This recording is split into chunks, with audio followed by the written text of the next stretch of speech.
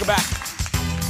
From stand-up to improv to plays and more, Minnesota has always been a popular spot for comedy, and one book is taking a look back at the land of 10,000 laughs. Funny thing about Minnesota takes us back to the 80s, when a small group of comedians helped establish the Twin Cities as a comedy breeding ground. Joining us is the author, Patrick Strait, and our buddy, our friend, comedy legend, Louie Anderson. Good morning, gentlemen.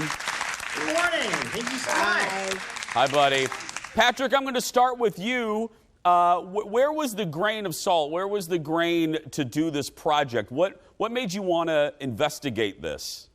For sure. Well, first, I'm not going to talk about the fact that Louie got a way better intro than me. That's okay. That's okay. But no, I've always been interested in the comedy scene in Minnesota. And, I think Minnesota comedy has this kind of lore about it, right? Like everybody you talk to will tell you, oh man, the Minnesota comedy scene is incredible. It's legendary. It has such a deep, rich history of great performers and great rooms and great audiences. But to me, I had never heard the full story of why does it have that lore? Where did that come from? And so really it was about sitting down and kind of understanding, how do you start something that never existed before? These days we take stand-up comedy kind of for granted, right? You can go to any club or bar or brewery or wherever any night of the week and see comedy, but how do you stand-up comedy when stand-up comedy isn't really an established thing? So that was kind of the story that I wanted to know, and it led me back to kind of these five gentlemen right here, Louie and Scott Hansen and Bill Bauer and Jeff Gerbino and Alex Cole. And Liz too. Louie, obviously, Louie, you know this. Obviously, in the early 80s, we were getting known for our music scene, not so much for comedy. Did you know something was happening, Louie? Could you feel it with the talent you were surrounded with? Yeah, I could feel that we were doing something special because people started showing up. Rodney Dangerfield stopped by, Joan Rivers. We even had Tiny Tim perform. We had lots of really great performers come by after their shows, at the Carlton Celebrity Room. They would come by and do a set on our stage, and it felt very much like our own little paradise, our own little New York City. Patrick, when you're looking into this and you're hearing the stories from Louie and Liz, and is there something that stood out that kind of surprised you? I'm sure the whole thing was a learning experience, but what surprised you when you were researching this? Yeah, I don't know that this is a surprise, but I think this is kind of reinforced what I knew before. And that's, the camaraderie, which, anybody you ask, Louie or otherwise will tell you, stand-up comedy is, it's a solo sport, right? It's something where, you're up there by yourself, you're developing your own material. But at the same time, the camaraderie between the comics, like you said, from Louie and Scott and Jeff to Liz and Stu Voss and, the whole crew over at Dudley Riggs and things like that, had such this great camaraderie where everybody wanted to see each other succeed. People really were supportive because everybody was kind of in this together. There really wasn't a set path of here's how you do stand-up comedy and here's how you become a success. So whether it was traveling together to these different rooms, whether it was, kind of working together to literally build these stages in some cases, the camaraderie between the comics was really the most exciting part for me. And even when you heard about, some squabbles or some disagreements, you could see at the end of the day, this was a group of people who really supported each other and really wanted to see this comedy thing take off for everybody. Louie, what do you tell colleagues or what do you tell up-and-coming comics or just contemporaries that come to Minnesota about our audiences? What do comics need to know? Because, we have a very specific, as you know, sense of humor around here. What do you tell comics? Well, Jason, they're the best audiences ever. Ever. Jim Gaffigan, all the stand-ups come there and rehearse their specials before and sometimes shoot them right in Minneapolis. There are more theater seats in Minneapolis than anywhere except for Broadway in the United States. Yep. So it's a sophisticated but picky audience. Doesn't want to be offended, doesn't want to be talked down to, and wants to be entertained, and they're for you.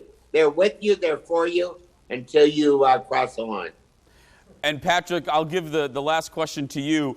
Where do you see Minnesota comedy? You're looking back, obviously, in the book. Where do you see it going? Do you think our place is pretty secure as being a great kind of a warming bench?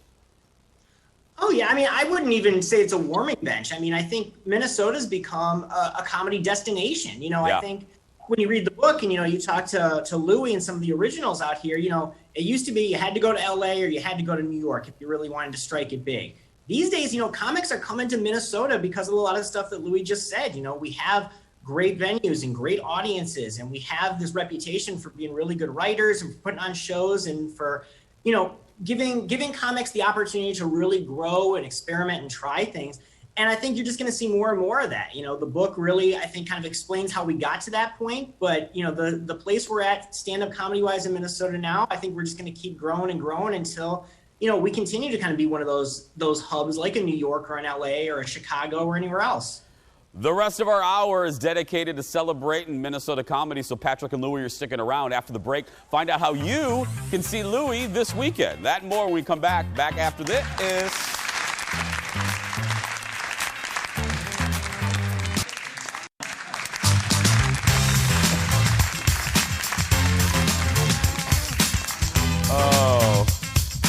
Welcome back. Today's show is dedicated to comedy in Minnesota, the past, the present, and the future. He didn't like my first intro, so I'm going to do it. I'm going to get better. I'm joined again by the author of A Funny Thing About Minnesota, the great, the talented, the legendary, the iconic Patrick Strait. See, Patrick, and I'm giving you a separate applause right there. And now, joining him and is the very regal-looking, the legend himself, our good friend Louie Anderson. Louie, Hi. First of all, I miss you. I usually see you once a year, and I haven't seen you lately, buddy. I miss you. I miss you guys too. You know, Jason, I've always had fun on your show, and I was one of your first cheerleaders when you were doing the shows to see if it was going to work. And, Yes. And all that stuff, and it's so great that it's still happening. And you know, we need a Minnesotan like you on the airwaves, calling people nutter butters, and because everybody thinks that when they watch these shows, they go, "What a nut." What a nut. I mean it, Louie. Everyone in the you look so regal. You look like you're getting ready to order someone removed from the kingdom, or look at you. Look at the blue. You know, this hat makes me so happy. The whole get up. They did a poster of me and John Amos, and you know, I put it up. The movie was such a big hit, and I'm so happy to be a part of it. 33 years later, we all get together, you know? Yeah, what was that like? I remember when Arsenio was here on set and announced that Eddie was going to do it. What was that like, Louie, when you guys did get back together? It was really like old times. You know, walked into the set, there were 100 people on the show that day working, and it was fantastic. And it was just like old times. We all just started talking about the stuff we always talk about, which is a lot. Stand-up comedy had a big part of that, because I bet there's 20 stand-up comics in that movie. Yeah, including Leslie Jones, who I just... Yeah. I love her. Oh, I love her, Louie. I thought she did a really great job. Louie, I've teased your show. What's coming up on... It's Saturday, right, my friend? Saturday, 8 Central. Rush Tix, RUSHTIX. I got a brand new special. My very first virtual special. I've been working on the material in the pandemic, and had so much fun doing it, and so excited about performing it. And you know, so I'm going to have a little audience right in my home, and then I'm going to have an audience that's everywhere. And I don't know if there are any meet and greet tickets, but I'm going to do a meet and greet afterwards. I don't know if there are any left. That's a really fun experience too, kind of questions and answers. And I like doing something I haven't done before. And this is my 43rd year. 1978, we started it in that little club not too far from where you guys are. And it's still going. Legend, Patrick, I'm going to give you the last word here, icon. What was it like, and if someone was to just put the pressure on you like I am right now and say, describe the man next to you, the man being Louie, how would you describe him to a total stranger? I mean, I would say from a professional standpoint, he's the greatest to ever come out of Minnesota. I mean, that's plain and simple. He's one of the best comics of all time. When people ask me, you know, who are my top 5 favorites, you know, even if he wasn't virtually sitting next to me, I would say Louie is absolutely one of the best.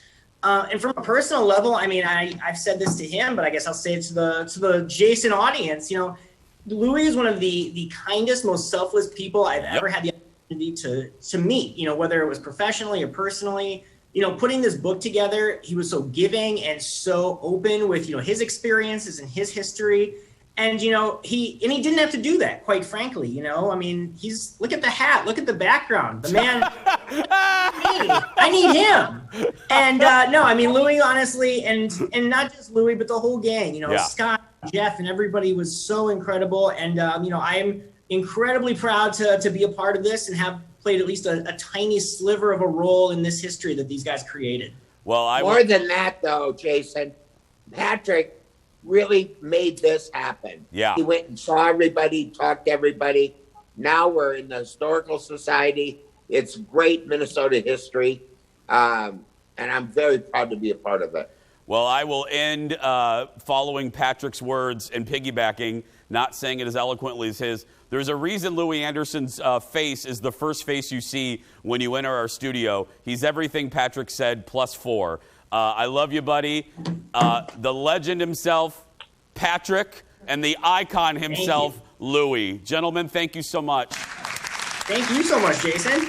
Bye, guys. Patrick's book, Funny Thing About Minnesota, is available now. As Louie said, Louie's comedy show from Las Vegas is happening this Saturday at 6 Pacific time. That's 8 here.